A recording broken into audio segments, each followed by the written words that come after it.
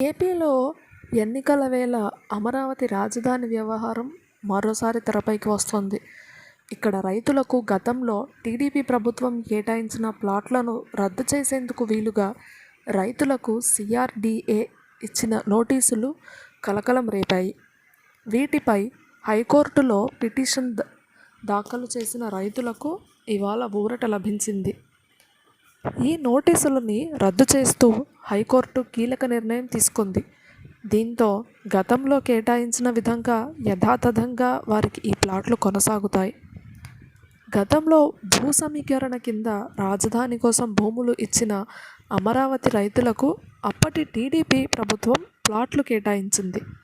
వీటిని రద్దు చేస్తూ మొత్తం 862 మందికి సిఆర్డీఏ కమిషన్ నోటీసులు జారీ చేశారు. దీన్ని సవాలు చేస్తూ సదరు రైతులు హైకోర్టును ఆశ్రయించారు. సిఆర్డీఏ చట్టం కింద భూ సమీకరణలో ఇచ్చిన ప్లాట్లను రద్దు చేయడంపై వాదనలు జరిగాయి. ఈ ప్లాట్ల రద్దు సిఆర్డీఏ చట్టానికి విరుద్ధమని న్యాయవాది ఇంద్రనీల్ బాబు వాదనలు వినిపించారు. అసలు సిఆర్డీఏ మాస్టర్ ప్లాన్కు విరుద్ధంగా కమిషనర్ ఈ నోటీసులు జారీ చేశారని వాదించారు. అయితే ప్రభుత్వం మాత్రం సిఆర్డీఏ చట్టంలో మార్పులు చేశామని, కాబట్టి ఈ నోటీసులు చెల్లుతాయని వాదించింది.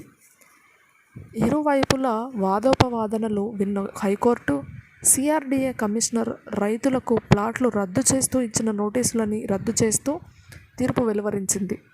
దీంతో రైతులకు భారీ ఊరట దక్కినట్లయింది. ఇప్పటికే రాజధాని కోసం భూములిచ్చిన రైతులకు ప్లాట్ల కేటాయింపు సక్రమంగా లేకపోవడంతో పాటు వారికి కౌలు కూడా దక్కడం లేదు.